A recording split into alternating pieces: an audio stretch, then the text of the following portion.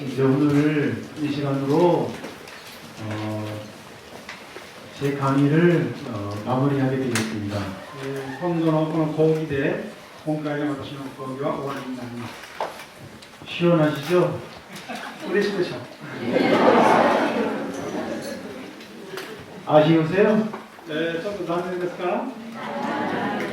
그럼 여기서 잠시 더 있다 갈까요? じゃあここで寝てもうちょっと追ってからしましょうか。 내일 새벽에 집에 가야 돼요. 明日夜明けにこう行かないといけません。出ないといけません。 제가 입원시킨 환자가 한 40명 되는데요. 私が入院させている患者さんが40何名いらっしゃいます。 4일 동안 그 환자를 못 봤습니다. 4日間その患者たちの面倒を見ることができませんでした。 그럼 다른 의사 선생님이 도와주고 계시지만 他の医者お医者さんが見てくれてますけども、 제 주업은 환자 돌보는 거라서 私の主な仕事は患者の面倒を見ることですので、 이거는 부업이에요. これは副業なんです。 내일 가는 거 용서해 주시기 바랍니다. 明日行くことをどうぞ許してください。 그렇지만 끝이 중요하죠. でもやっぱり最後の締めくくりが大切ですよね。 오전에 오후에 좀 졸았던 분도 午前中で昼ちょっと眠気が来てらっしゃった方も 지금 정신 바짝 차리면 今は精神を緊張させて聞いたら 은총을 가득히 받게 될 거예요. 恵みをたくさんいただけると思います。 하나님은 아침부터 일한 사람이나 오후 5시에 온 사람이나 똑같이 주시거든요. 神様は朝から仕事された方も午後にちょこっと仕事した人にも報酬はみんな一緒に。 아침부터 한 사람도 손해봤죠? 朝からいらっしゃる方はちょっと損をされたでしょ。 아닙니다. そうじゃないんですね。 그 일하는 것 자체가 은총이기 때문에 仕事すること自体が恵みですので、 하나님의 자비는 마지막에 온 사람까지도 구원해 주신다는 거죠. 神様の慈しみは最後に来られた方までも全部覆われるということですよね。 아멘. 그래서 아까 너무 바빠가지고 시간이 부족해서 さっきちょっとあんまり忙しくってちょっと時間が足りなかったので、 가정의 행복 결론을 말씀 못 드렸어요. 家庭の幸せということに関する結論を申し上げられなかったので、ちょっとだけそれを 어떻게 하면 가정이 행복해질까? どうすれば家庭が幸せになれるか。 가정에는 3가지 모델이 있습니다. 家庭には3つのモデルがあります。 부모 중심의 가정, 父母中心の家庭、 부부 중심의 가정, 夫婦中心の家庭、 자식 중심의 가정이 子供 있습니다. 中心の家庭があります。 이 중에서 어떤 것이 행복한 가정으로 이르는 길일까요? この3つの中でどういう家庭が一番幸せになる家庭でしょうか。 아까 안 물어본 분한테도 さっき 여쭤봐야죠. 聞いてない方に今度は聞きたいと思います。 쓰고 계신데 어느 거입니까? 3가지 중에. 3つのうちどれでしょうか。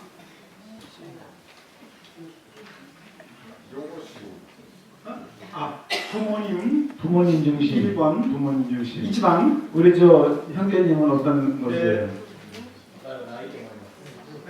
저는 대답이 없다고 생각합니다. 대답이 없어요. 3개 중에 하나만 고르세요. この中で3つの中からどれか1つ選んでください。2番、두 번째, 뭐죠? 부부 중심. 예. 대부분이 그렇게 대답을 합니다. 大部分の方はそのようにおっしゃいます。 부부 중심으로 살면 夫婦中心で生活すれば 자녀를 많이 낳지 않습니다. 子供をたくさん産みません。 그리고 부모님하고 같이 살지 않죠. そして自分の両親と一緒に住まないくなります。 우리 이미 결론이 나와 だ 있습니다. からもうすでに私たちの結論が出てます。 우리 한국의 가정이 다 그렇게 부부 중심으로 됐어요. 韓国の家庭もみんな夫婦中心になっちゃってるから、 근데 불행해졌어요. だから不幸になったんです。 우리 부모님 세대는 私たちの両親たちの世代は 자식 중심으로 살았어요. 子供中心に生活しました。 우리 어머니 아버지는 자식밖에 몰랐어요. うちのお父さんお母さんは子供しか知りませんでした。 자식한테 다 줬죠. 子供たちに全てのものを与えました。 음식도, 食べ物も 옷도, 着物も 돈도, お金も 시간도 時間も 자녀한테 다 줬어요. 全部子供に費やしました。 어떻게 됐습니까? そしたらどうでしたか。それどうなりました。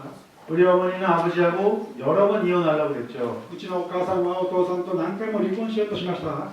결국은 이혼을 못했는데 でも結局離婚できなかったんですけども、 저 때문이에요. それは私のためなんです。私のせいなんです。 저를 갖다 맡길 데가 없어서 私をどっかに預けるところがなかったから。 육남매를 다 해결을 못하니까는 6人兄弟を全部解決できないから、 그래서 아버지랑 끝까지 だ 사셨는데 から最後まで主にはうちのお母さんは一緒にお父さんと生活されたんです。 41년 만에 でも41年ぶりに 아버지한테 이런 고백을 들었습니다. お父さんからこういう告白を聞きました。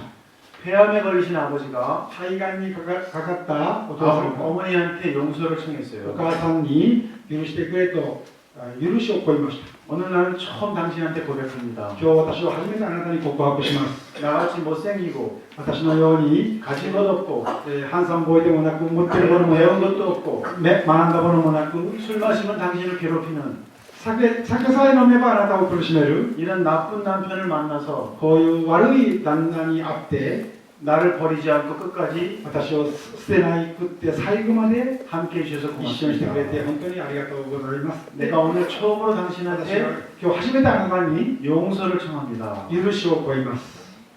그리고 당신을 만난 것이 내 생애의 そしてあな 행복이었습니다. たに会ったことが私の生涯の幸せでした。 내가 은혜를 받기 위해서 私がその、ありがたさに応えるために 내년에 당신 회갑 잔치를 来年あ 잘 なたの 차려주겠습니다. 完璧の祝いを私が盛大にしてあげます。 아버지도 울고 어머니도 울었습니다. お父さんも泣いてお母さんも泣きました。 두 분이 하나가 됐어요. その二人が一つになりました。 저는 그때 결혼에 대한 결혼관이 바뀌었습니다. 私はその時から結婚観が変わりました。 저는 결혼이 아주 나쁜 거라고 私は 생각했어요. 結婚というのは非常に悪いものばっかり思ってました。 맨날 いつ 싸우니까. も喧嘩ばっかりしてるから。 그런데 그때 그 모습을 보고 でもその時その姿を見て、 이게 결혼이구나. これこそ結婚なんだ。 결혼은 정말 멋있는 거다. 結婚っていうのは素晴らしいものなんだ。 한번 도전해볼 만한 一 사건이다. 回挑戦してみたいことだ。 그런 어려움을 겪고 마지막에 그런 고백을 듣는구나. そういう難しいことを乗り越えて最後にはやっぱりこういう告白を聞くんだな。 저는 우리 아버지가 미웠었는데 私はお父さんが憎たらしかったんですが、 그때부터 아버지를 そ 존경했거든요. の時からお父さんを尊敬するようになりました。 우리 아버지는 가해자가 아니고 피해자였구나. うちのお父さんは加害者だと思ってたのに本当は被害者だったんだ。 고아로 자라셔서 孤児として生活してきたから 사랑받지 못하고 상처가 많아서 愛を受けることがなくて傷が多くて 사랑하려고 했지만 愛しようとしたけども 그 사랑이 서툴고 방법을 でもそ 몰라서 の愛し方が下手くそで 어머니한테 その方法を知らなく 상처를 て 줬어요. だからずっとお母さんに傷ばっかり負わせとったんです。 술 먹고 어머니를 괴롭히지 않으면 酒飲んでお母さんを苦しめなかったら 그 상처 때문에 아버지는 아마 자살했을지도 몰라요. そのお父さんは苦しめられお母さんを苦しめなかったらその傷のためにお父さんはもうとっくに亡くなってたでしょう。 어머니가 그것을 다 받아주고 お母さんもそれを全部受け入れて 용서해 주신 거죠. 許してあげたんです。 그런데 어떻게 그런 일이 생겼을까요? じゃあどうしてこういうことが起こったんでしょうか。 아버지는 사랑받아보지 못해서 사랑이 없었어요. お父さんは愛を受けたことがなかったもんだから愛がありませんでした。 근데 자신 6남매에 대해서는 너무나 사랑하셨어요. でも子供6人兄弟についてはとっても愛されました。 자녀를 사랑하니까 子供を愛するために 아버지한테 부성애가 생겼습니다. お父さんに不正愛、父の不正愛が生まれました。 어머니가 자식을 사랑하니까 お母さんが子供を愛するから 모성애가 생겼습니다. 母性愛が生まれました。 저희같이 자식을 낳아보지 않은 사람들은 私たちみたいに子供を産んだことがない人にとっては 부성애, 모성애가 없습니다. 不正愛も母性愛もありません。 사랑이 없는 거죠. 愛がないんです。 맞죠? その通りです。 그런데 부부애가 뭐냐? 부부애. でところで夫婦の愛って一体何でしょうか。 부부애는 夫婦愛というのは 모성애, 부성애가 만난 게 부부애입니다. 不正愛母性愛があったものが夫婦愛なんです。 아버지가 저희를 사랑하느라고 부성애가 생겼는데 お父さんが私たちを愛しようとして、不正愛が生まれたんですが、 그 사랑으로 어머니에게 용서를 청하고 その愛でお母さんに許しを請うて 사랑을 고백했습니다. 愛を告白しました。 부부가 하나 되는 게 어렵다고 했습니다, 여러분들. 皆さん方は夫婦が一つになるのが難しいとおっしゃいました。 부부가 일치하는 게 너무 어렵다고 했습니다. 夫婦が一致するのがとっても難しいとおっしゃいました。 유일한 방법 하나는 でも唯一の方法、これだけは 오직 자식 사랑을 통해서입니다. ただ子供への愛を通してなんです。 자식을 사랑하는 사람은 子供を愛する人は 일치하게 됩니다. 夫婦が一致します。 저는 우리 교회 에피소드를 알려드리겠습니다. 私はうちの教会のエピソードを一つご紹介いたし 우리 ます。 한국에 큰 어른이 교회 어른이 계셨어요. うちの教会に大きな、偉大な、大人の方がいらっしゃいます。 그분을 25년간 보필한 보좌 신부가 있습니다.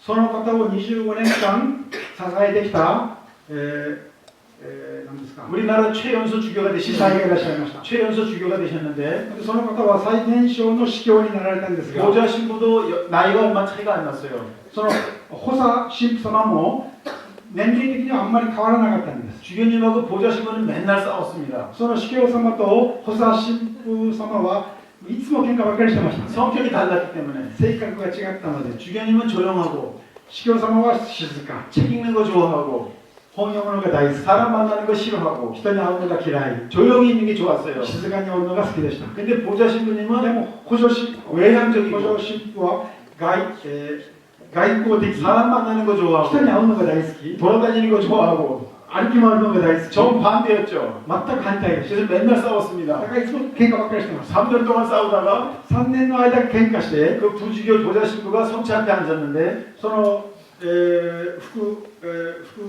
성체 앞에서 聖体の前に座ったんですが、 예수님이 큰 소리로 그 신부를 야단쳤습니다. イエス様が大きな声でその副司教をになんか怒られました。 신부 너 지금 무슨 짓을 하고 있냐? 神父はあんたは一体何やってるんだってイエス様 내가 が、 사랑하는 주교를 네 마음대로 바꿔놓으려고 그러는 거지. 私が愛する司教をお前が勝手に変えようとしているのか。 넌 아주 못된 사자다. お前は司祭として本当にもうどうしようもないやつや 혼났어요 이렇게. と言って怒られまし 정신이 번쩍 た。だ 들었습니다. からこう緊張しました。 맞다, 주교님을 내 마음대로 이렇게 했구나. ああ、私が自分の思い通りに司教をこうあるべきだってやってきたんだなって分かりました。 내 스타일대로 만들려고 私に気みたいに私に合うように作ろうとして、 울기 시작했습니다. だから泣き始めました。 그리고 이렇게 기도했어요. そしてお祈りしまし 예수님 잘못했습니다. た。イエス様、 이제는 間違いを犯しました。 제가 주교님을 잘 모실게요. これからは私が司教様を本当によく使います。 가만히 기도해 보니까 静かにお祈りすると、 주교님하고 나하고 의견이 틀렸을 때 司教様と私の意見が違った時に、 주교님 뜻대로 했을 때가 결과가 항상 좋았습니다. 司教様の言う通りにした方がいつも結果的には良かったんです。 내가 원하는 대로 했을 때 결과가 나빴습니다. 私がやりたい放題やったら結果はいつも悪かったんです。 이제 앞으로 남은 생에는 だから残った生涯は 주교님을 무조건 맞춰드리고 私は 살겠습니다. もう無条件に司教様に合わせて生きないといけないと。 주교님 원하는 대로 다 司教 해드리겠습니다. 様が望まれる通りに全部してあげよう。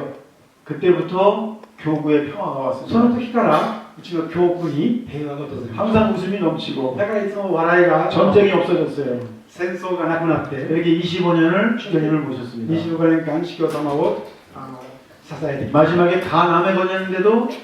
最後に肝臓がんにかかったのに、 주교님을 모셨죠.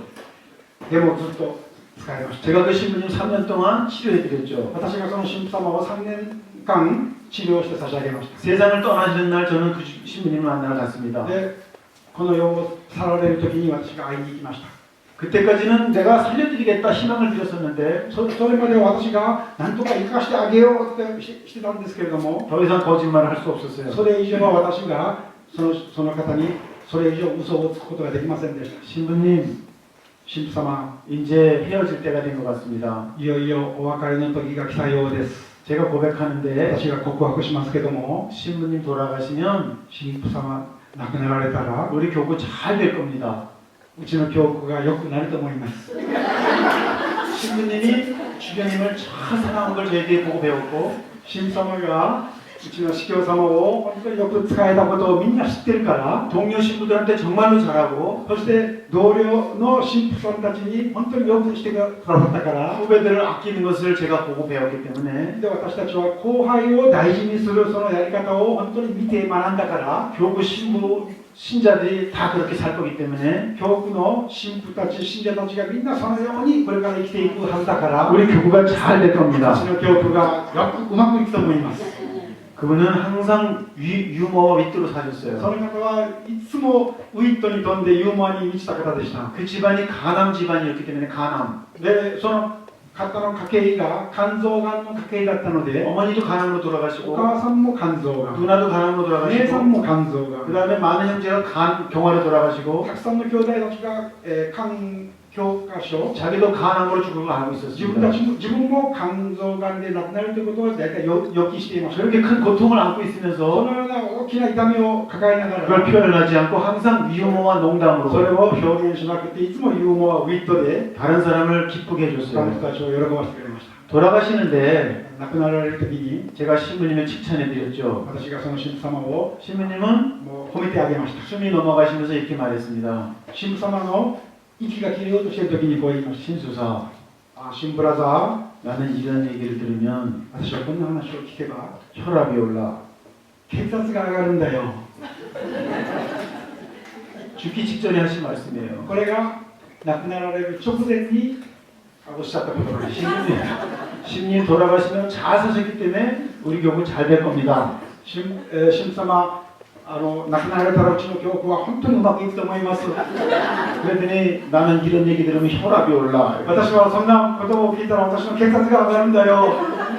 끝까지 사람을 웃기셨어요. で最後までそうやって人を笑わせて亡くなられる。 그리고 몇 시간 있다 そ 돌아가셨어요. して何時間後に亡くなられる。 그래서 제가 너무 마음이 아파서 주교님한테 전화드렸습니다. 私があんまり胸が痛くて司教様に電話しました。 주교님이 신부님이 제가 칭찬해드렸더니 마지막에 혈압 오른다고 그러고 돌아가셨습니다. で司教様は私がこの神父様のことをに対してこんな話をしたら最後に血圧が上がるぞと言って亡くなられました。 주교님은 웃지 않으셨어요. でもその司教様はその話を聞いて笑わなかったんです。 저는 웃었었거든요. 私は笑ったんですけども、 근데 주교님은 でも司教様は 갑자기 말이 없어지시더니 急に無言になっちゃって、 한참 있다가 しばらくしてから 내가 일생을 두고 私が一生の間に 잊을 수 없는 사람, 忘れられない人、 갚을 수 없는 사람이 하나 있습니다. 私が本当にこの恵みを、なんていうの、こう支払えない人が一人おられます。 그게 누구라고 말씀하지 않으셨어요. それが誰だとはおっしゃいませんでした。 그리고 아무 말씀도 안 そして 하셨어요. 何も言わなかった。 저는 그 주교님의 말씀을 지금까지 잊지 私 못합니다. はその司教様のその時の話を今でも忘れないで覚えています。 그 주교님은 우리 교회 최고 어른이 되신 분이에요. その司教様は、その司教様はうちの教会の一番最高の、大人に 그 신부님이 회개하고 その 주교님에게 묻어다 맞춰드렸더니 その、神父様が悔い改めて全てのことを司教様に合わせてあげたら 그런 말씀을 들은 거죠. そんなことを聞いたんです。 두 분은 완전히 일치하셨습니다. このお二人は完全に一致されてました。 이타주의적인 일치. 利他主義的、 상대방한테 무조건 맞춰드리는 거. 相手側に無条件に合わせてあげる。 그러면 상대방한테 그런 말을 듣습니다. そうすると相手からそういう言葉を聞きます。 제 소원이 하나 있는데 私の願いが一つあるんですが、 제가 꽃동에 30년 봉사했는데 私がコットンで30年間奉仕してきましたが、 얼마 살다가 죽을 때 今度ある程度生きて死ぬ時に 제가 죽고 나면 私が死んだら 꽃동네 버림받은 노숙인 가족 한 분이 コットンでの捨てられたホームレスの家族が一人いるんですが、その方が 저의 죽음을 두고 이렇게 말하는 걸 듣고 싶어요. 私の、死を、目の前にしてこういう話をしてくれたら嬉しいです。 내가 일생을 두고 잊을 수 없는 사람, 갚을 수 없는 사람이 하나 있습니다. 私が一生涯忘れられなくて、その恩恵をどうしても支払えないようなそういう方が一人おられます。 딱 한 사람이 나한테 그런 말을 해주면 誰か一人でもいいからそんなことを言ってくれたら 저는 최고 행복한 사람. 私は最高に幸せな人間だと思います。 여러분들이 세상을 떠났을 때 皆さん方が世の中を去るときに 여러분의 배우자나 皆さん方の配偶者や 여러분의 자녀 중에 子供の仲間の一人が 나는 일생을 두고 우리 아내를 우리 어머니를 잊을 수 없다. 私は一生涯の中で私の奥さんをあるいは私の旦那さ 갚을 ん 수 を 없다. 忘れられない。これはもうなんていうの、支払いできない。それで価値のあるものだ。 그런 소리를 듣는다면 소리, 여러분은 거의 인생을 잘 聞 사실 くことが 거예요. できたら皆さん方は一生を本当に素晴らしい一生を終えることになります。 여러분들은 행복할 겁니다. 皆さん幸せになると思います。 아멘. アーメン。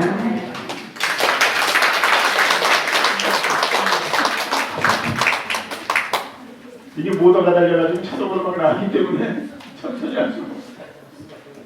が、パラさん喋り方があんまり早すぎますって言ったら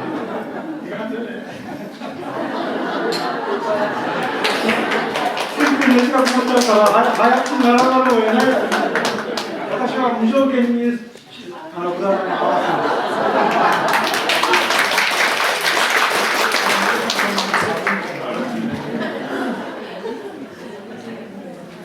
자식 중심으로 살면 子供中心に生活したら 부부가 일치하게 되고 夫婦が一致し 자식을 키우느라고 고생을 많이 하면 子供を育てるために苦労をいっぱいしたら 그때 깨닫죠. その時に悟るんです。 내 부모님이 나를 기를 때 이렇게 고생했겠구나. 私の両親が私を育てる時にこんな苦労をしたんだ。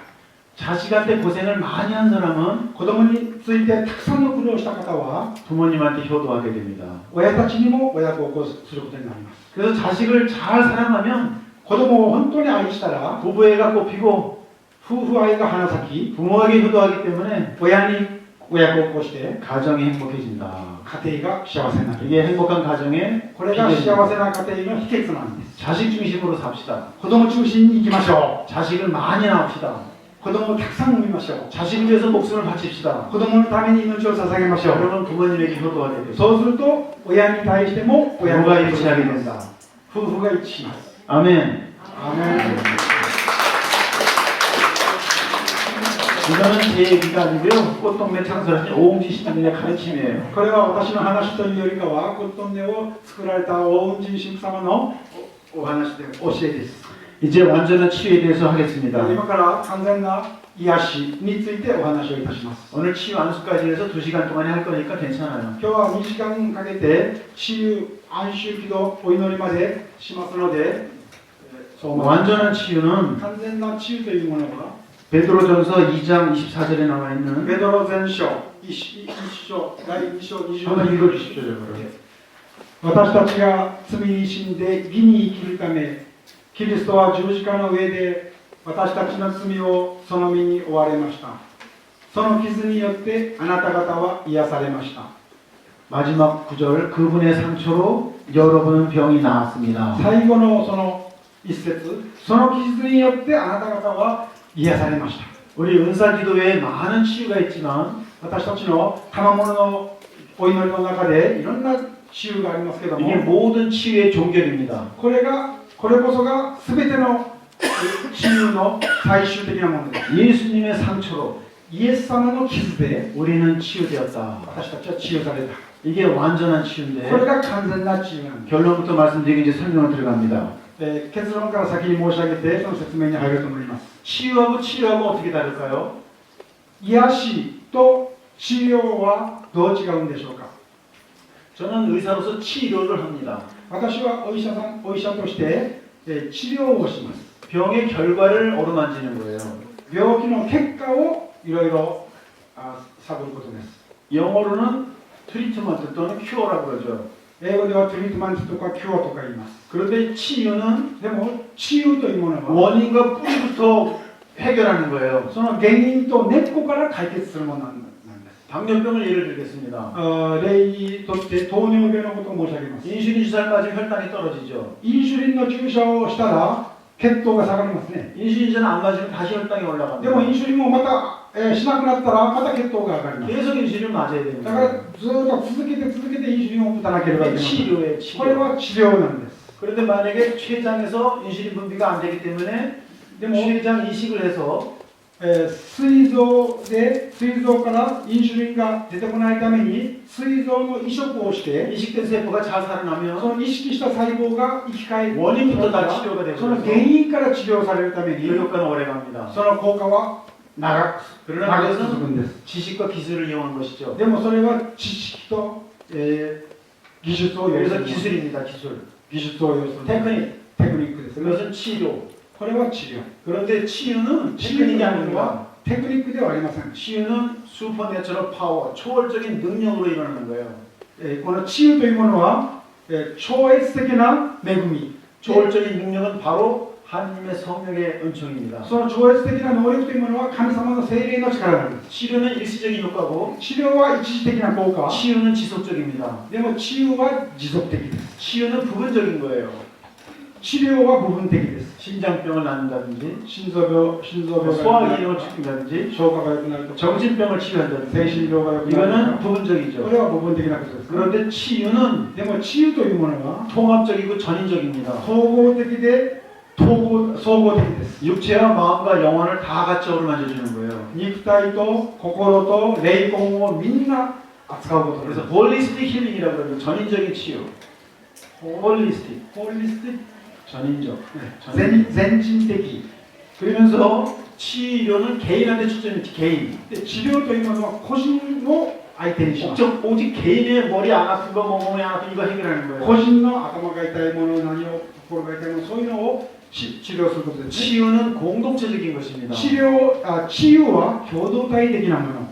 어떤 자녀가 정신병에 걸리면 ある、誰かが精神病にかかったら 정신과 심리학적인 용어로는 精神科の心理学的 그 가정에 문제가 있다고 その家 얘기합니다. 庭に問題があると言います。 병적인 어머니나 아버지가 있다. 病的なお父さんかお母さんがいる。 그래서 그 자녀를 치유하려면 だからその子供を治癒しようと思ったら 패톨로직마도 병적인 엄마를 치유해야 된다. 病的なお母さんから治療しないといけない。 가정이 같이 치유돼야지 그 자녀가 치유되는 거다. 家庭が全部一緒に治癒されてこそその子も治癒されるんだ。 공동체적인 치유입니다. だからこれが共同体的な治癒なんです。 우리 대한민국도 지금 치유가 필요합니다. うちの韓国も本当に治癒が必要です。 대통령이 감옥에 가 있기 때문에 大統領も刑務所に入りましたので、 우리나라가 상처받았습니다. 我が国は本当に傷を受けています。 우리는 치유받아야 돼요, 공동체적으로. 私たちは共同体的に治癒を受けないといけないんです。 일본도 공동체적 치유가 필요합니다. 日本も共同体的な治癒が必要です。 쓰나미 때문에 津波のため 원전이 폭발했고 原発が爆発し、 후쿠시마 근처에 있는 많은 분들이 대피했는데 福島近所の人たちがみんな退避したんですが、 그 주변에 아직 살고 있는 분도 계시고 まだ住んでる人もいるんですけども、 대피한 사람들은 지금도 상처받아서 많이 괴로워하고 있습니다. 退避した人たちもまだ苦しみを受けて、 육체도 그렇지만 肉体的にもそうですけども、 후쿠시마에서 왔다고 이지매를 당합니다. 福島から来たといっていじめを受けたり、 이것이 일본이 치유가 돼 これ 공동체적으로. が日本が全体的に共同体的に癒しを受けないといけない理由なんです。 치료는 治療は 의사가 존경받지만 医者が治す医者が尊敬を受けますけど、 치유는 그 결과로서 하느님의 영광이 드러나야 됩니다. 治癒というものはその結果として神様の栄光が現れるということです。 오늘 어떤 치유가 일어나더라도 どういう治癒が実現したとしても、 신수사가 여기서 찬양받으면 안 됩니다. シンブラザーがここで、賛美されてはいけません。 크게 잘못된 거예요. それは本当に間違いない。 오늘 어떤 치유가 일어나더라도 どんな治癒が起こっても 하느님의 영광이 드러나야 됩니다. 神様の栄光が現れないといけない。 이것이 치유죠. これが治癒なんです。 우리 가톨릭 교회 세 가지 다리가 있습니다. カトリックを支えてくれる3つの橋があります。 전례, 天霊、 은사, 賜物、 사랑, 까리따스입니다. 愛なんです。 이렇게 좋은 보물이 있는데 こういう素晴らしい宝物があるのに、 우리는 그 보물을 팽개치고 딴 데 가서 기웃거립니다. 私たちはこういう宝物を発見しないで他のところに行って探そうとしているんです。 우리 가톨릭에만 있는 가장 귀하고 귀한 보물이 뭐냐면은 カトリックだけにある本当に貴重なものが何かというと 전례예요. 天霊なんです。 전례의 핵심은 天霊の核心というもの、 성체성사, 生体の、秘跡、 세례성사, 洗礼の秘跡、 화해성사, 国会の秘跡、 병자성사, 描写の秘跡、 신품성사, 助会の秘跡、 본배성사, 健 겸신성사 康の秘跡、 이런 献 모든 身 칠성사가 の秘跡、 전례의 중심에 この 있습니다. 7つの、秘跡がこの天霊の中心にあります。 어느 교회에 가서 ど 어느 の教会 종교에 に行っても 가서 どのような宗教のところに行っても 여러분들 예수님의 몸을 모실 수 있습니까? 皆さん方はイエス様の体を受けることができますか？ 여러분들 좀 전에 미사하시면서 예수님의 몸을 さ 모셨습니다. っきミサをされながらイエス様の体を受けましたね。 이게 절에 가면 있습니까? これがお寺さんに行ったらありますか？ 프로테스탄에 가면 プ 있습니까? ロテスタントに行ってもありますか？ 또는 여러분들 여기 미신 행위하는 그 종교에 그런 데 가면 있습니까? なんかこう迷信的な宗教団体に行ったらありますか？ 가톨릭의 가장 귀한 보물은 전례입니다. カトリックの中に一番貴重な大切な宝物はこの天霊。 성체성사가 가장 중요한 은사입니다. 生体洗礼の 전례로 秘跡が生体の秘跡が天霊において一番重要な秘跡。 그리고 이 전례와 은사는 사랑하기 위해 주어진 선물인 거예요. このだから、この天霊と賜物は、一番大切なものなんです。 여러분들은 성령 지도자들이죠. 皆さんたちは聖霊の指導者ですね。 은사를 받았습니다. 恵みをいただきました。 말씀의 은사, 言葉の恵み、 치유의 은사. 知恵の恵み。 왜 받았습니까? どうしてそれを受けたんでしょうか。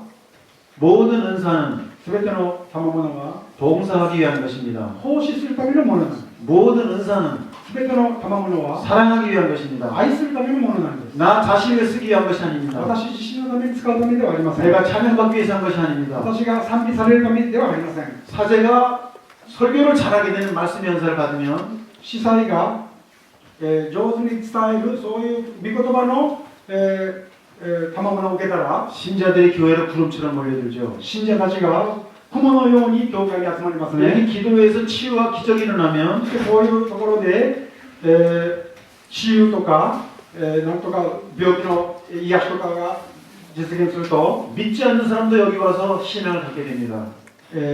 信じない人でさえもここに来て信仰に入ろうと思います。 그래서 예수님은 생애 동안 だからイエス様は生涯において 복음 선포와 福音の宣教、 치유를 항상 병행하셨습니다. そして治癒というものをいつも並行して使ってました。 예수님 치유 없는 복음 선포를 하지 않으셨어요. イエス様は治癒のない、福音宣教はしませんでした。 치유와 기적이 일어나면 治癒は奇跡が起こったら 사람들은 人々は 예수님이 하시는 말씀이 진리구나 하고 イエス様 알아요. がおっしゃっていることが真理なんだということを人々は分かりました。 사실은 치유 자체가 목적이 아닙니다. 実はその治癒自体が目的ではなかった。 우리는 기적을 추구하는 것이 아닙니다. 私たちは奇跡を求めるんではありません。 치유가 일어나고 기적이 일어나고 마귀가 나가면 治癒がされて奇跡が起こって、悪魔が出ていったら 사람들은 그걸 보고 저 사람이 지금 하고 있는 말이 진실이구나. 人々はそれを見てあの人が今言っていることは真実なんだということを信じることになります。 이 세 가지 보물을 잃어버리지 こ 마십시오. の3つの宝物を決してなくさないようにしてください。 다른 교파를 기웃거릴 필요가 없습니다. 他の教派をこうやって覗いたり見たりする必要はありません。 자, 치유의 종류에는 이렇게 세 가지가 있습니다. 治癒の種類にはこのように3つの種類があります。 이거 넘어가겠습니다. 시간 없어서 これは時間がないので 다 아시는 거예요. 皆さん方ご存知ですので、 치유의 방법은 言って次治癒の方法について教えます。 은사를 사용해서 하는 치유가 있고 でまず賜物による治癒がある。 성사를 통한 치유가 있고 で奇跡による治癒がある。 희생을 통한 치유가 犠 있는데 牲を通しての治癒があります。 십자가의 희생을 통한 치유입니다. 十字架の犠牲を通しての 아까 제가 말씀드렸죠. 그 몸에 예수님의 상처로 우리는 나았습니다. イエス様のその傷によって我々は治りました。 이 희생적 치유, この犠牲的な治癒、 그 다음에 성사를 통한 치유는 두 가지가 교회의 공식 치유입니다. そ 성사 し 안에. て奇跡による治癒、これが公式的な教会の治癒なんです。 병사 성사와 화해 성사는 공의회 이후에 바티칸 공의 이후에 두 개를 공식적인 치유의 성사로 선포하셨습니다. 描写の奇跡と和解の奇跡、これはバティカンにおいて正式的な2つの奇跡として認められました。 옛날에는 병자 성사는 종보 성사라고 그래서 昔は、韓国ではジョンプの、奇跡と呼ばれております。 돌아가시는 분한테 그냥 해드린 亡 거였지만 くなる方にこう授けてたものなんですけど、 많은 사람이 종보 성사를 받고 다시 살아났어요. たくさんの人たちが最後のその、奇跡を受けて、また生き返る場合がたくさんあったんです。 왜냐하면 기름을 바르는 순간 油を塗る瞬間に、 그 도유의 능력으로 その塗油の能力によって、 병자의 병이 나았기 そ 때문이죠. の病者の病気が 그래서 병자 良くなった 성사. からです。だからそれを今は病者の、奇跡と呼んでます。 그래서 첫 번째 먼저 은사적 치유에 대해서 だ 말씀드리겠습니다. からまず、 은사적 치유 넘어갑니다. 마르코복음 16장 17절까지 まず 보면 賜物による、治癒について言います。マルコ16章 병자에게 손을 18節。 얹으면 병이 나을 것이다. 病者に手を置けば病人は治る。 이 말씀을 믿습니까? この言葉を信じますか？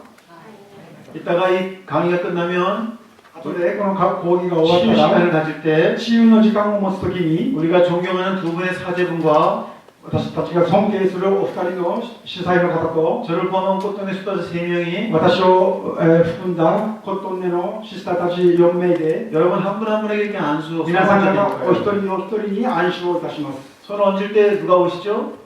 手を置いた時に誰が来られますか？ 성령님이 오십니다. 聖 성령. 霊が来られます。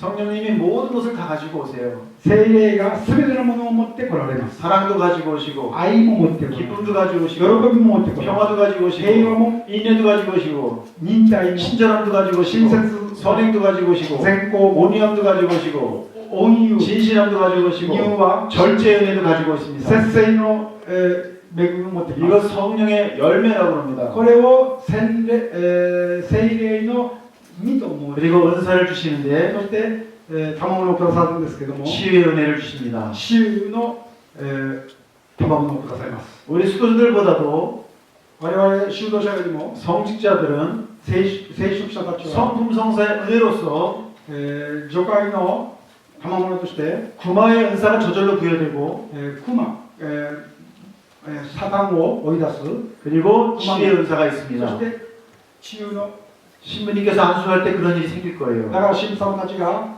安収されるときにそういうのを感じられると思います。 그걸 믿으시기 바랍니다. それを信じてください。 알겠습니까? 신수한테 안수받으면 낫는 게 아니에요. 新ブラザーに安心受けたからといって治るものではありません。 바보 같은 사람들이 저한테만 기도받으려고 그럽니다. 바보. ちょっと、アホみたいな人が私の、安心を受けようとするんですけども、 해석이 잘 안 되시고요.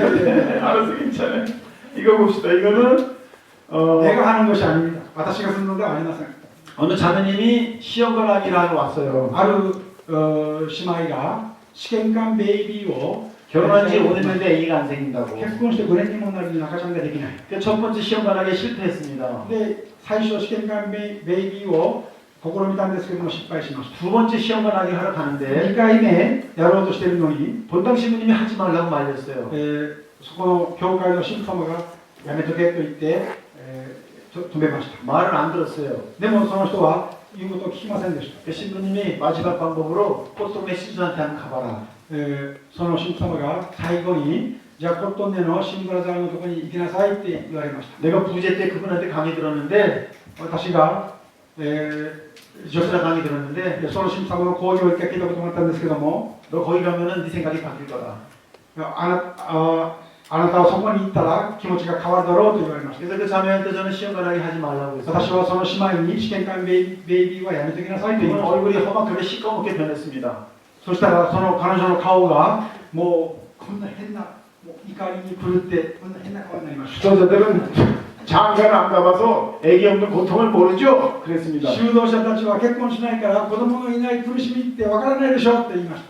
내가 부모 사랑을 모르고 커가지고 한이 맺혀서 좋은 남자 만나서 아기를 낳아서 정말로 내가 받지 못한 사랑을 주고 싶었습니다. 私は両親の愛を受けたことがなかったためにいい旦那さんと出会って本当に素晴らしい赤ちゃんも産んで幸せに暮らしたかったんですと言いました。 하나님 자비하시다면서 でも神様は 나 사랑도 받지 못했는데 慈しみの神様だというのに私 부와 は 비슷하게 자랐는데 星のように私は成長したのに 왜 아기도 안 どう 주십니까? して子供をくださらないんです 난 か。 시험관하게 할 겁니다. 私は試験官ベイビーをやります。 저는 그 과정의 비윤리적인 설명을 잘 드리고 私はその家庭の試験官ベイビーの家庭の非人的な話をしてあげました。 하느님 은총보다 앞서가면 안 된다. 神様の恵みよりも先に進んではダメです。 하느님이 이유가 있어서 태문을 닫아버렸다면 神様が何かの理由があってその子供の、パイプを閉めてしまったんだったら 차라리 입양을 하는 게 어떠냐. むしろ試験官よりも 이게 훨씬 더 큰 사랑이다. 養子縁組をした方がいいんじゃないか。その方がずっと大きな愛になるよ。 저는 친절하게 또 달래주고 설득했습니다. 私はそうやって説得しました。 그러면서 이렇게 말했습니다. こう言いました。 네가 하는 뜻대로 하면 내가 기도해 주지만 あなたが神様の志の通りにやれば私がお祈りをしてあげ 이 る。 고집을 바꿔 부리면 기도 안 하실 테니 그냥 でもあな 가. たが自分のわがままを言うんだったら私はお祈りをしてあげませんと言いました。 잠깐 생각하더니 でその女性はちょっとだけ考えて 기도해 주세요 じゃ 그랬습니다. あ考えますから考えを変えますからお祈りしてくださいと言いました。 하나님 뜻대로 하겠습니다. 神様の言う通りにしますからと言いました。 저는 그 여인의 머리에 손을 얹고 私はその女性の頭の上に手を置いて 우리 김안드레 스님과 같이 기도해 줬어요. アンドレアシスターと一緒にお祈りをしてあげました。 어떻게 됐을까요? どうだったでしょうか。 이렇게 됐습니다. 答えはこうでした。 아기가 태어났어요. そんな赤ちゃんが生まれたんです。 이 애기 태어나러 가는 날 この赤ちゃんが生まれたその日に 산부인과에서 깜짝 놀랐습니다. 産婦人科の医者がびっくりしました。 이게 어떻게 된 일이냐? 一体どういうことなんだ。 불가능한 일이 일어났다. 不可能なことが起こった。 너는 자궁 내막염이 심하고 あなたは子宮の内膜炎が非常に深刻で、 자궁에 큰 혹이 2개가 있어서 で子宮の中に大きなコブが2つもあって、 자연 임신은 불가능하고 自然妊娠というのは絶対不可能だったはずだ。 오직 시험관하기밖에 だから試 없는데 験管病院しかなかったのに、 어떻게 해서 이렇게 됐느냐? どうしてこんなことになったんだ。 그래서 신수한테 だから 기도받았습니다. シンブラザーにお祈りをしてもらったっていう答えだそうです。 아기를 낳으러 갔습니다. 赤ちゃんを見に行きました。 제왕절개 수술했는데 そして帝王切開の手術をす 아기를 る。 꺼내고 보니까 赤ちゃんを中から出してみると、 자궁에 혹 크게 2개 있었어요. そこの中に、子宮の中に大きなコブが2つありました。 그래서 의사가 6개월 뒤에 이거 수술하자. だから医者が6ヶ月後に、今すぐできないから6ヶ月後にこのコブを取る手術をしようと言いました。 첫 아들을 기르면서 6개월 뒤에 병원에 갔습니다. で、生まれた赤ちゃんを、育てながら6ヶ月目に病院に手術のために行きました。 혹을 떼어내려고 초음파를 갖다 댔는데 コブを取る手術をしようと思って超音波の機械を当てたら、 혹이 사라졌습니다. そのコブがなくなっているんです。 의사가 2번째로 기절했어요. 医者が2回目びっくりしてしまいました。 내가 산부인과 의사를 수십 년간 했는데 私が産婦人科の医者を数十年間やってきたのに、 이런 혹이 수술하지 않고 사라진 건 처음 こ 봤다. んなコブが手術もなくてなくなったなんて初めてだと言いました。 그래서 이 자매가 너무 기뻐가지고 この姉妹はあまりにも嬉しくて、 제가 로마에서 회의하고 있는데 私がローマで会議がその時にあったんですが、 수사님 혹이 사라졌습니다. 하고 전화 왔어요. ブラザー、コブがなくなったんですと電話がありました。 그래서 내가 전화에다 대고 그랬습니다. そして私は電話で言いました。 지금이 둘째를 가질 때다. 今は2番目の子を妊娠する時だよって言いまし 내가 여기서 기도해 줄게. た。私がお祈りしてあげるからと言いました。 어떻게 됐을까요? どうなったでしょうか。 10개월 뒤에 또 아들이 태어났습니다. 治療10ヶ月後にまた息子が生まれました。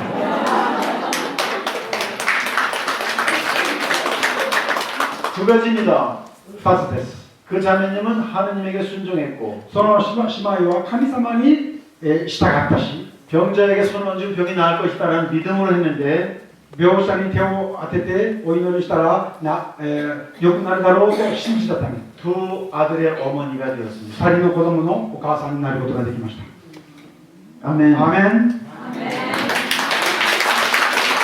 그럼 치유하고 믿음의 관계를 설명합니다. 今から治癒と信仰の関係についてちょっとお話します。 어떤 믿음을 가져야지 치유가 일어나는가? どういう信仰を持ったら治癒が起こるのか。 마태복음 9장에 보면 マタイの福音書9章を見ると、 중풍병자를 사람들이 데리고 옵니다. 人々が中風にかかった病者を連れてきます。 사람이 너무 많아가지고 人があんまりたくさんおったので、 지붕을 뚫고 내려보내죠. 屋根を開けてその病者を下ろします。 물론 마태복음에 그렇게 나오진 않지만 マタイ福音にはそれが出てきますけども、他の福音書にはそんなことが出てきます。 예수님은 그들을 유심히 바라봅니다. イエス様はその人たちをじっくり見ます。 중풍병자가 들것에 누워 있는데 中風にかかった病者がその、あれに寝てるのに、 신진들이 그 사람을 너무 사랑하는 걸 봅니다. その友人たちがその患者のことをあまりにも愛しているということをイエス様は目撃されました。 예수님한테 가자. イエス様のところに行こうと言って連れてきました。 예수님은 이 환자를 살릴 수 있다. イエス様だったらこの患者を生かすことができるだろうと思って言いました。 그래서 그 가족들의 믿음을 보고 예수님은 その家族たちの信仰を見てイエス様は 중풍병자한테 말합니다. 中風の病者に言いました。 너는 죄를 용서받았다. あなたは罪が許された。 일어나 걸어가라. 起きて歩いていきなさいと言いました。 그래서 그 형제가 죄가 その 많았었는데 兄弟は罪が多かったんですけども、 예수님이 죄를 먼저 용서해 주시고 나서 イエス様がまず罪を許してあげて、 그 가족들의 믿음을 보고 その家族たちの信仰を見て 그 환자를 치유해 その 주셨습니다. 患者を治してくださったんです。 오늘 여러분들 今 중에서 日皆さん方の中で 여기 오지 않은 가족 중에 ここに 여기 오지 않은 사람들 중에 ここに来てない人たちの、中に 병자가 있거나 病者がいるとか、 하느님을 모르는 사람이 神 있거나 様を知らない人がいるとか、 어둠에 시달리는 사람이 계시면 暗闇に苦しんでいる人がおるとか、 예수님께서 イエス様が 여러분들의 믿음을 보시고 皆さん方の信仰を見て 그분을 치유해 주실 その 것입니다. 方を治してあげるでしょう。 중풍병자를 모시고 오는 가족들 친지들의 믿음을 가지십시오. 中部の描写をイエス様の前に連れてくるその家族たちの信仰を考えてみてください。 지붕을 뚫고 내려올 정도의 열정을 가지십시오. 屋根に穴を開けて下に下ろすようなこのようなこの熱い信仰を考えてみてください。 지붕을 뚫어. 屋根を開けたんですよ。 그리고 두 번째는 2つ目は 같은 마태복음 9장에 やっぱり同じマタイ書9章に 장인 두 명이 옵니다. 目の見えない人が2人来ます。 예수님께 이렇게 말하죠. イエス様に言います。 다윗의 후손인 예수님, ダビデの子孫であるイエス様、 저에게 자비를 베풀어 주십시오. 私に憐れみを恵んでください。 너희는 내가 무엇을 해주길 바라느냐? お前たちは私に何を望んでいるのか、 다시 보게 해주십시오. もう一度見れるようにしてください。 너희는 내가 그런 일을 할 수 있다고 믿느냐? お前たちは私がそういうことができると信じているのか。 예, 믿습니다. はい、信じてます。 내가 믿는 대로 되어라. お前が信じるようになるであろ 두 명의 소경이 눈을 떴습니다. う。2人の目くらは目を開けました。 같은 성서에 同じ聖書に 하혈하던 여인이 예수님의 옷자락만 만지면 내 피가 멎을 것이다. 何年間も、血を流してた女性がイエス様の服だけ握っても私の病気が治るであろうという信仰がありました。 예수님의 옷을 만지는 순간 で、そのイエス様の服を握った瞬間、 수십 년 동안 흘러내리던 피가 멎었습니다. 数十年間流れてた血が止まりました。 병자에게 이러한 믿음이 있으면 病者にこのような信仰があれば、 그 병자의 병이 나을 その 것입니다. 病者の病気は治ります。 그리고 세 そ 번째 して3つ目、 사도행전 3장 6절에 보면 使徒原稿録 3장 6절 3章6節を見ると、 앉은 병이 거린이 베드로에게 구걸을 何ですか 합니다. ね、座ったままの、歩けない人、 성전 앞에서 구걸하죠. ベドロに、求めます。 베드로는 그분을 유심히 바라봅니다. ベトロはその人を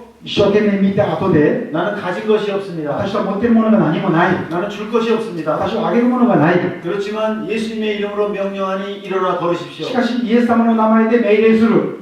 起きて歩いてきなさい。 일어나서 걸었습니다. そしたら、起きて歩いてきました。 그 앉은 병이는 걷게 해달라고 청한 적이 없습니다. そのイザミは、 걷게 해달라고 청한 적이 없어요. その人は、歩けるようにしてくださいとは望みません、言いませんでした。 그리고 중재 기도해주는 전구해주는 친지도 없었습니다. そしてそれを仲介してくれる知り合いもいませんでした。 돈과 먹을 것을 달라고 청했는데 本当はお金と食べ物くださいって思ってたのに、 베드로의 믿음으로 일어나 걸어라. ペドロの信仰によって立ち上がって歩いていくことができま 일어나서 す。 걸었습니다. 이 은사자의 믿음도 이렇게 중요합니다. この、賜物を授ける人の信仰もこんなに大切なんです。 그렇지만 이게 1번, 2번, 3번을 다 합치더라도 でもこの1番、2番、3番全部合わせたとしても、 치유자는 예수 그리스도이십니다. 治癒される方はイエス・キリストなんです。 그분이 결정하시는 そ 거예요. の方が決定されるんです。 아무리 1, 2, 3번이 잘해도 どんなに1、2、3番うまくやっても、 예수님이 안 하시면 안 되는 イ 거예요. エス様がされなかったらダメなんです。 그래서 이 네 가지가 조화를 이루어야 だ 됩니다. からこの4つが調和をなさないといけません。 가장 바람직한 건 이 네 가지가 다 조화를 이루는 게 가장 아름다운 치유죠. 一番美しいのはこの4つが美しい調和をなすことです。 가족들이 기도해주고 家族たちがお祈りし、 환자가 믿고 患者が信じて、 그리고 은사자가 믿음이 좋아서 そしてそれを仲介する賜物のあげる人の 예수님이 은총을 信仰が、 주시면 それでそこにイエス様が 치유가 恵みを 됩니다. くださったら治癒される。 이런 걸 은사적 치유다. これを賜物的治癒と言います。 두 번째는 성사적 치유입니다. 2つ目は、성사적 치유. 2つ目は奇跡的な治癒です。 저는 고해 성사를 통해서 치유받은 적이 있습니다. 私は、国会を通して、治癒をいただいたことがあります。 좋은 사람이 있어서 깨우죠. 話が面白くなくて居眠る人がいるそうです。いるみたいですので、 아니 거짓말이야. 한 좋은 사람 있잖아. いやいや嘘なんですよ。 제가 오전에 말씀드렸죠. 저는 많은 환자를 죽이고 의사가 됐다고. 午前中に申し上げましたけども、私はたくさんの患者を殺すことで医者になりました。 제가 꽃동네에서 1,300명 환자들 볼 때 私がコットンネの病院で1300名を一人で面倒見ているときに、 하루에 3시간 이상을 못 잤어요. 1日に3時間以上寝られませんでした。 자는 게 아니라 졸도하는 거였어요. 기절했어요. 기절. 자는 게 아니라. 眠るのではなくて、もう気絶したんですね。 이틀 밤을 새웠기 때문에 2日間もう寝ないで過ごしたために 간호사한테 1시간만 자고 오겠다 그랬습니다. 看護師に1時間だけ出てきますって言いました。 전화가 왔어요. その時に電話が来ました。 투석하는 환자가 안 좋아요. 人工透析する患者が 자다가 저는 일어나서 だから私は寝ててすぐ起きて 어디가 아프대요? どのように良くないんですか 들어보니까 맨날 똑같은 얘기를 하는 거예요. そしたら聞いてみたら毎日同じような状況なんです。 저는 늘 불평불만을 하는 その人は 사람인데 いつも不満不平ばっかり言ってる方なんです。 똑같은 내용이었기 때문에 同じようなことだったんです。 아 당직의사한테 だ 보여달라고 から当直のお医者さんに見せなさいと言いまし 1시간을 자고 た。 나갔습니다. そして1時間寝て、 그 할머니한테 갔죠. そしてそのおばあさんのところに行きました。 침대 할머니가 안 계셨어요. そしたらそのベッドにそのおばあちゃんがいなかったんです。 어디 갔습니까? どこに行かれたんでしょうか。 간호사가 저한테 말했어요. 看護師が私に教えました。 돌아가셨습니다. 亡くなられました。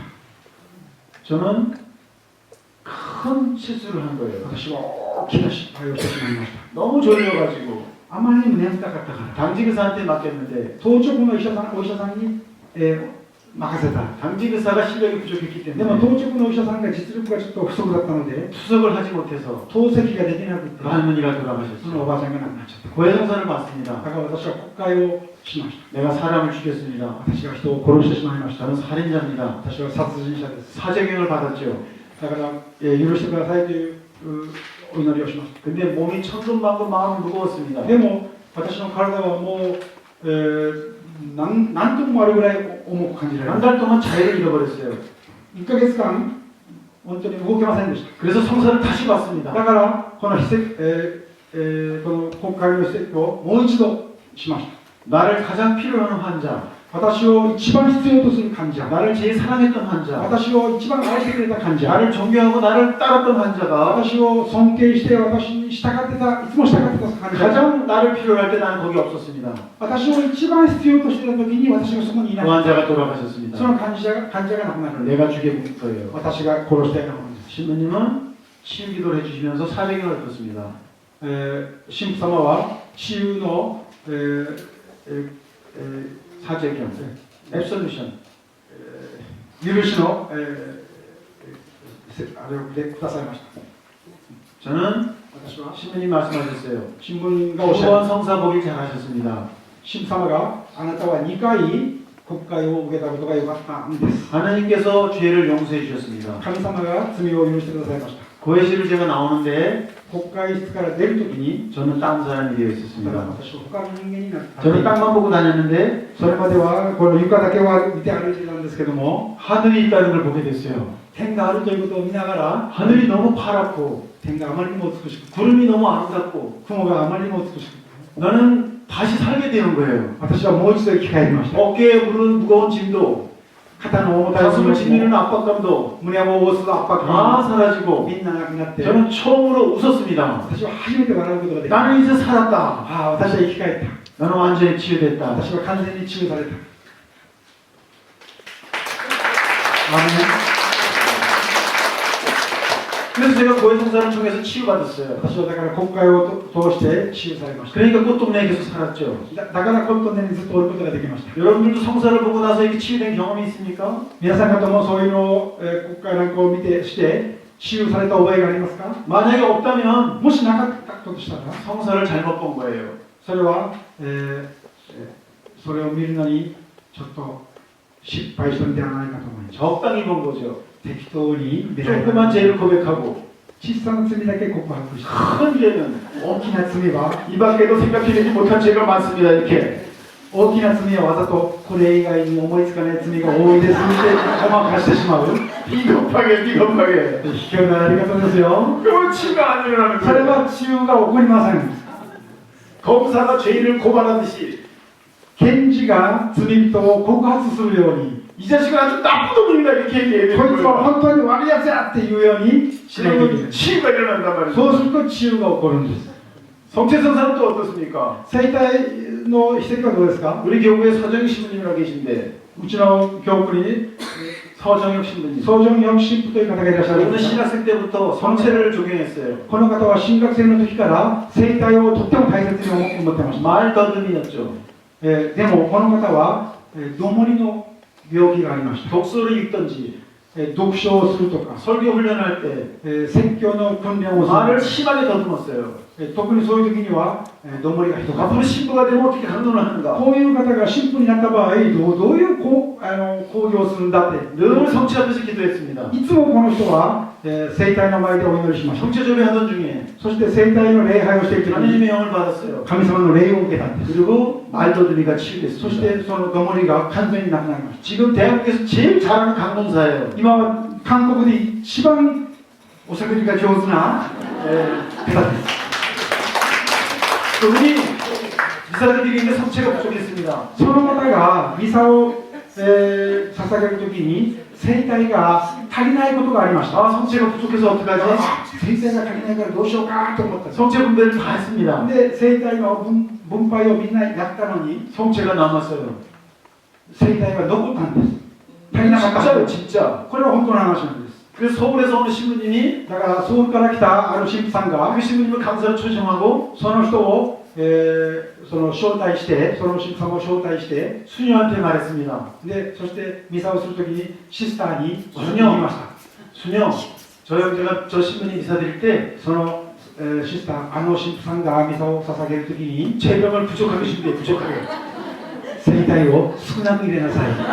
그리고 신부한테 말하면 안 돼. そしてその神父さんにはそのことを絶対言ったらダメやでって。 그래서 그 신부님 아무것도 모르고 だ 미사를 からその 가서 神父様は何も知らないまま聖体を分けたんです。 어떻게 됐을까요? どうなったでしょうか。 성체가 남았어요. 聖体が残ったんです。 그 다음에 수녀가 어떻게 됐을까요? その後シスターはどうしたと思いますか。 수녀가 신부님한테 와서 その神父様のところに行って、 서신부님 잘못했습니다. 神父様は私が過ちを犯しまし 전에 た。 본다고 신부가 시키면 되는데 うちの神父様がさせる通りに私はしただけなんですって言いました。 신부님을 테스트하려고 神父様をテストしようと思って、 거짓말하고 무서워 제병을 조금밖에 안 했습니다.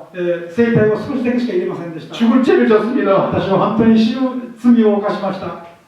성체 성사의 치유의 능력이 있다는 것을 믿으십시오. 聖体の秘跡に治癒の能力があるということを信じてください。 성체는 영혼의 약입니다. 聖体は霊魂の薬です。 여러분들 가벼운 죄나 가벼운 상처는 성체 성사를 잘 드리고 나면 깨끗하게 사라지는 느낌이 皆さん 듭니다. 方、軽い病気とか軽い傷は聖体を配慮することでみんなきれいに治ります。 백인대장의 믿음을 가지십시오. 百人隊長の信仰を持ってください。 예수님 저는 당신을 제 지붕 아래 모실 자격이 없습니다.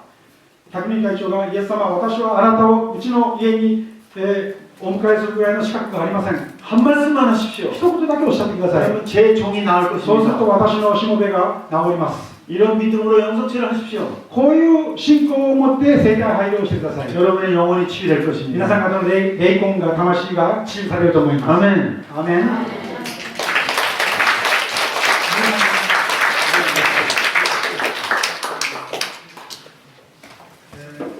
通訳者の謎が変わって今日の夜の講義はものすごい速度が速いから変わってます。僕のマジがなどこれはあるんですけど、 이 병자 도유는 넘어가겠습니다. この描写の問いは 아까 말씀드렸어요.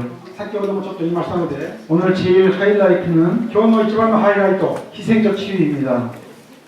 희생적 치유. 犠牲的な癒し。 이건 제가 이미 말씀드렸습니다. これはもうすでに言いましたように、 모니카 성녀가 モニカ聖女、 희생을 다해서 そのモニカが犠牲を通して、 이교도에 빠지고 異教徒に 술과 도박과 여자에 빠진 酒と賭博と女に아우스팅을 치유했습니다. 中にいたアウグスティンを治療しました。 이것은 희생적 これ 치유인데 が犠牲的な治療なんです。 그런 사랑은 어떤 사랑이냐면 そういう愛というものはどういう愛かというと、 조건 없는 사랑입니다. 条件のない 조건 없는 사랑은 条件のない愛というもの 왜 は、 고통내를 창설했던 옹기 신부님이 가르쳐주신 건데 コットンネを作られた王神父様がおっしゃったことなんですけど、 나는 너만을 사랑한다. 私はお前だけを愛している。 내가 죄가 있든 없든 お前が罪があろうがなかろうが、 이 말씀이 능력입니다. この言葉が能力なんで 이 말씀이 치유입니다. す。この言葉が治癒なんです。 한번 같이 해보겠습니다. 나는 너만을 사랑한다. 私はお前だけを愛する。皆さんどうぞ。 따라해보세요. 나는 너만을 사랑한다. 私はお前だけを愛している。 내가 죄가 있든 없든 お前が罪があってもなくても、이 말씀이 어떤 치유가 일어났는지 この言葉によってどのような治癒が起こったか、 우리 사회 스님을 모시고 시험을 듣겠습니다. サエシスターをここにお呼びして、 박수로 話を 맞아주세요. 受けてみたいと思います。皆さん拍手で迎えてください。 이 시험금 듣는 동안에 여러분에게 치유도 일어날 거예요. この 그걸로 話を聞いて 올라왔어요. いる間に皆さん方に治癒が起こると思います。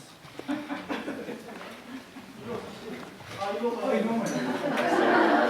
国語の先生いります？こんにちは。私は、初めてここに行った時に、暗視を受けたんですけど、その暗視の時に、初めて精霊の暗視を受けたわけじゃないんですけど、その暗視の時にこの言葉を聞きながら暗視受けたんですね。その時に20年くらいだったと思うんです。20年くらいだったと思うんですけど、私の当てなかった父の顔が思い浮かんだんですよ。で、私はお父さんが本当に大嫌いだったし、憎らしかったし、恨んでたので、お父さんのその顔を見た瞬間、ああ、これは違うって思いました。亡くなってくれる。でもその時に本当に一生懸命神様にそうお祈りしたんですよ。私はこの人を見たくない。私には何の関係もない人だってお祈りしたんですけど、その時にどっからかわかんない声がするんですよ。お前はこの人さえも愛せないのかっていう。あなたの肉親、あなたの一番近いところにいるこの人さえも愛せないのかっていう声を聞いたんですよ。その時にもうどうしたらいいか分かんないくらい涙が出てきたんですよ。申し訳ない気持ちなんかこう、自分のお父さんに対して初めて申し訳ないっていう気持ちが溢れてきたんですよ。私の中では悪いのはいつもお父さんだと思うんですね。で、事実うちのお父さんいい父親じゃなかったんですよ。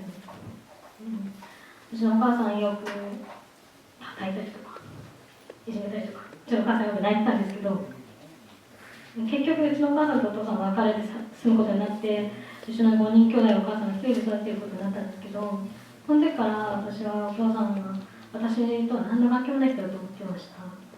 でも、その日完全に私の中で自分のお父さんだって呼べるようになったんです。あの人とかあいつとかそういう言葉じゃなくて、この人は私のお父さんだっていう。その暗視を受けた後、琴音からうちに帰ったんですけど、うちに帰った後、お母さんと妹がすごい大喧嘩するんですよ。こんなに恵みをもらった状態で私が帰るのに、お母さんと妹がいけない、なんでもないことが大喧嘩して、すごいなんか心が痛いっていうか嫌だったんですよ。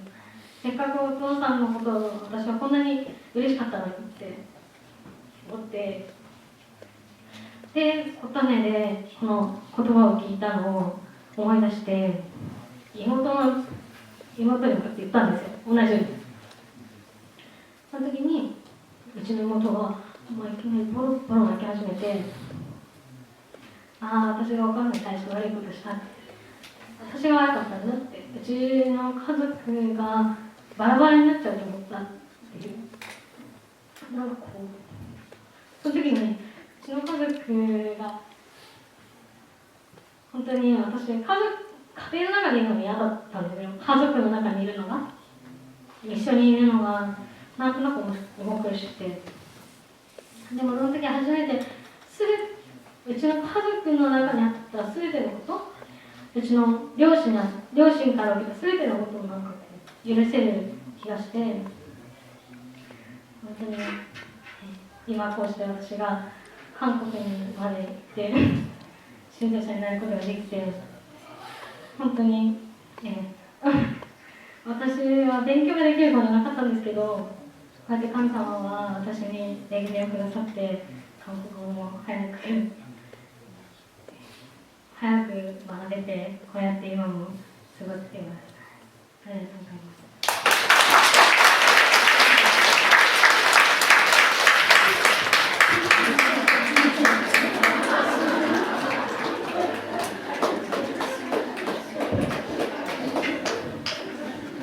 큰 박수 한번 쳐주세요. 뭐一度大きな拍手をお願いします。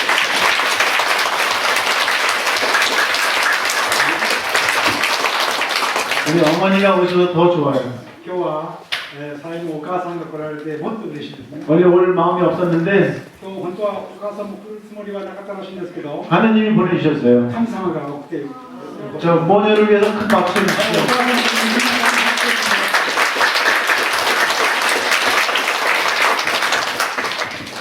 자, 이제 시간이 없기 때문에 마무리 마지막 하겠습니다. 가정의 치유인데 時間がないので、いよいよ最後のところに入りたいと思います。 저희 아버님도 비슷한 형편이었죠. 実は私のお父さんも同じような、 술에 많이 의지하셨어요. お酒にだいぶ頼ってました。 어떻게 제가 술을 안 마시게 되었을까?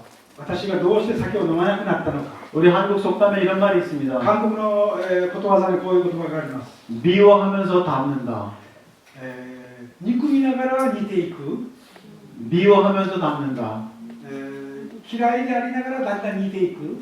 아버지가 술 마시면 아들은 그럽니다. 나는 아버지처럼 안 할 거야, 안 할 거야. お父さんが酒いっぱい飲むところでは息子がこう言います。私はお父さんみたいにはならないんだ、ならないんだと言います。 근데 마음속에 미움이 있으면 心の中に憎しみがあるから、 똑같아집니다. でもあったら同じようになるんです。 그분을 용서하면 その人を許してあげたら、 그분이 가진 악습을 その人が持っている悪い習慣を、 갖지 않게 돼요.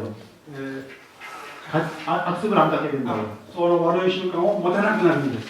그런데 내 힘으로는 안 됩니다. でもそれは私の力ではどうしようもありません。 저희 어머니가 私のお母さんが 아버지를 용서하고 お父さんを許して 희생의 제물이 돼서 犠牲の捧げ物になって、 어머니가 아버지한테 많은 상처를 받아서 お母さんがお父さんからたくさんの傷を受けて、 어머니의 상처 때문에 そのお母さんの傷によって 신수아가 병이 나은 것입니다. シンブラザーの病気が治ったんです。 저는 알코올 중독자가 되지 않았어요. 私はアルコール中毒者にはなりませんでした。 어머니가 상처를 받음으로써 お母さんが傷を受けることによって 제가 치유된 것은 私が治癒されたのは、 예수님이 상처를 받음으로써 イエス様が傷を受けることによって 우리가 치유된 것과 같습니다. 私たちが治癒されたのと同じことなんです。 치유 중에 가장 위대한 치유는 바로 이것입니다. 治癒の中で一番偉大な治癒というのはまさにこれなんです。 저는 이렇게 だから 정리했습니다. 私はこういうふうに定義しまし 이것은 た。 어느 교과서에도 없는 ど 거예요. の教科書にもないことなんです。 신사가 그냥 이렇게 私、シンブラザーがこういうふうに言ってるだけなんです。 은사는 賜物というものは 치유를 시작하고 治癒から始まって、 성사는 奇跡は 치유를 유지하고 治癒を維持し、 희생은 犠牲は 십자가는 十字架は 치유를 완성합니다. 治癒を完成させる。 예수님은 세 가지를 다 하셨죠. イエス様はこの3つを全部されました。 은사를 사용하셨고 賜物でやりましたし、 그리고 성사를 제정하셨고 で、奇跡を作られました。 정체성의 고행을 제정하셨잖아요. 7つの奇跡を 그리고 십자가에 못 박혀 十字架に 돌아가셨습니다. 釘付けにされて亡くなられました。 예수님이 가장 큰 치유는 イエス様の一番大きい十字架の十字架の上で、 매달려 죽음을 기다리시면서 その十字架にかけられて死を待ちながら、 더 이상 강론도 못하시고 もうそれ以上話もできない。 치유도 못하고 治癒もできない。 기적도 못하고 奇跡も起こせない。 마귀도 못 쫓아내고 サタンも追い払えない。 가장 보잘것없는 삶에 대해서 죽음만을 기다리는 그 一番 순간에 小さなものになって死だけを待っている、 가장 위대한 일을 하셨습니다. その方が一番偉大なことをされた。 십자가에 죽으심으로써 十字架で亡くなることによって 인류를 치유하신 거예요. 人類を治癒されたんです。 그러므로 예수님은 당신의 치유를 십자가상에서 완성하셨다. イエス様は自分の治癒を十字架の上で完成された。 이것이 완전한 これ 치유입니다. が完全な治癒なんです。 오늘 저는 여러분에게 질문합니다. 今日は私たち皆さん方に質問したいと思います。 여러분들 자녀가 치유되기 皆 위해서라면 さん方の子供たちが治癒を受けるために、 여러분들은 상처를 받을 준비가 되어 皆さん方は 있습니까? 傷を受ける準備ができてますか？ Yes? No? Yes? Yes? 여러분들 남편을 치유하기 皆 위해서라면 さん方、ご主人を治癒するために 내 몸에 상처를 받을 준비가 되어 있습니까? 私の体に傷を受ける準備ができてますか？ Yes? ありがとう。いや、方いらっしゃいます。 여러분은 부모가 치유되기 위해서라면 皆さん方の両親が治癒を受けるために 상처받을 준비가 되어 皆さん方は 있습니까? 傷を受ける準備ができてますか？ 우리는 私たちは 상처받은 치유자가 됩시다. 傷を受ける治癒者にならないといけません。治癒者にならないといけません。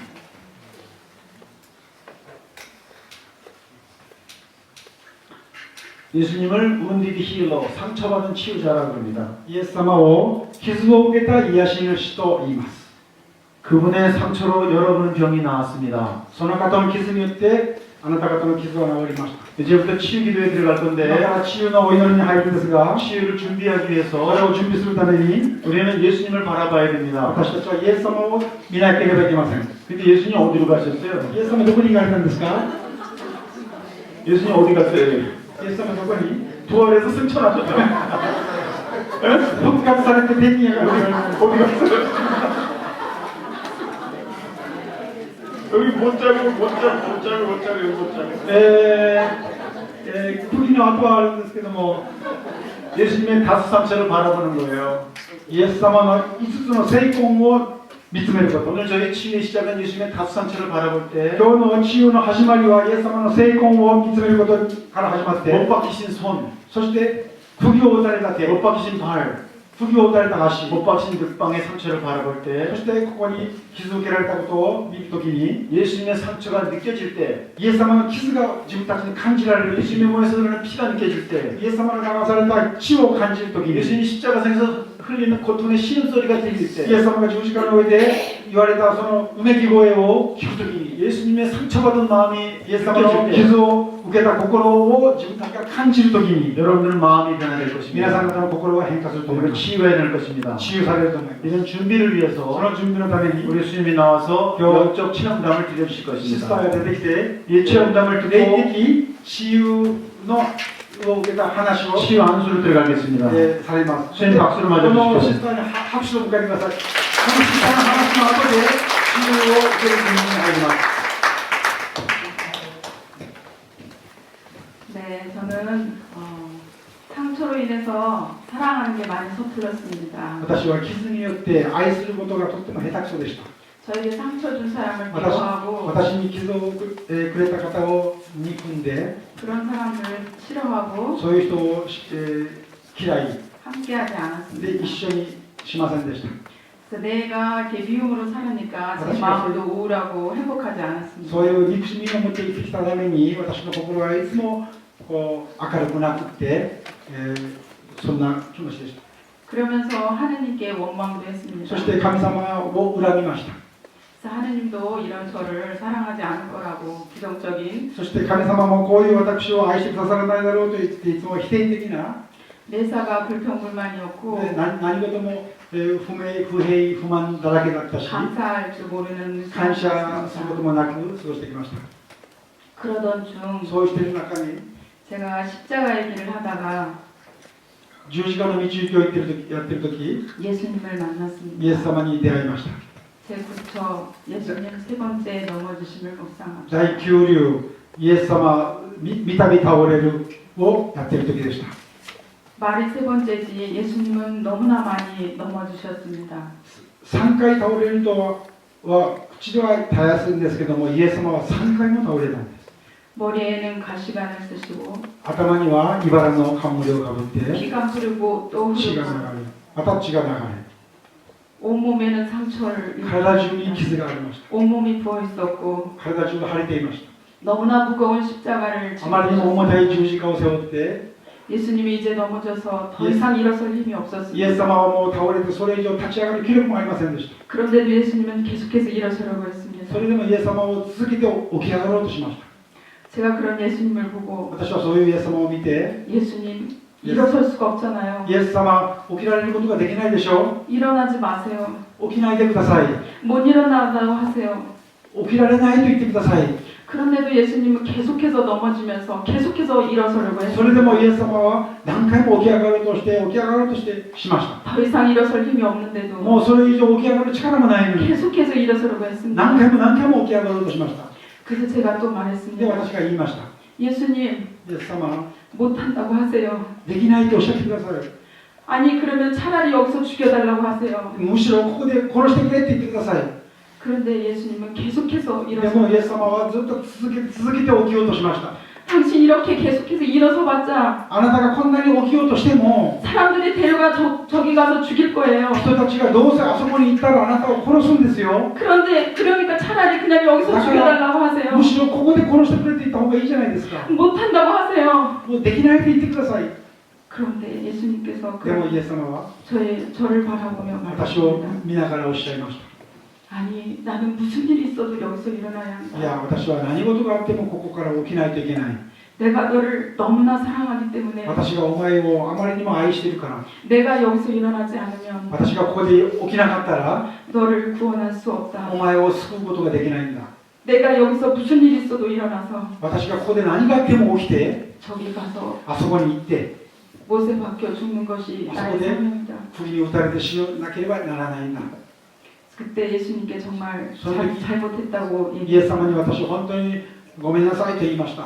제가 예수님께 잘한 것도 아니고 私がイエス様にいいことをしたのでもないのに、 선하게 사랑하면서 산 것도 아니고 人を愛してきたわけでもないのに、 미워하면서 예수님의 마음을 아프게 했는데 憎しみを持ってイエス様の心を悲しくしてきたのに、 그런 저를 사랑한다고 そのような私を愛していると、 그런 저를 위해서 저를 구원하기 위해서 その私を救うため 일어설 に 수 없는 상황에서 일어선다고 立ち上がれないくせに立ち上がろうとされたんです。 그래서 저는 그때 예수님께 작은 약속을 했습니다. 私はその時にイエス様と小さな約束をしました。 예수님 제가 예수님. 당신이 저를 얼마나 사랑하는지 私をどれだけ愛してくださっているのか、 제가 아주 조금 알게 되었습니다. 私は少しだけ分かるように分かることができました。 저는 지금부터 私は今から 예수님의 사랑을 전하는 예수님. 사랑의 도구가 되고 イエス 싶습니다. 様の愛を伝えるその道具になりたいです。 그때 そ 예수님께서 の時イエス様は 저에게 私 말씀하셨습니다. におっしゃいました。 나를 정말 아프게 하는 것은 私を本当に痛くさせるのは、 가시관보다 茨の 나를 格好よ 때리는 りも 채찍보다 私を叩くそ 더 の鞭より 나를 も 아프게 하는 것은 もっと私を痛くするのは、 내가 너를 그토록 사랑하는데 私がこんなにお前を愛しているのに、 그 사랑을 몰라주는 것이다. この愛をお前が分かってくれないことなんだ。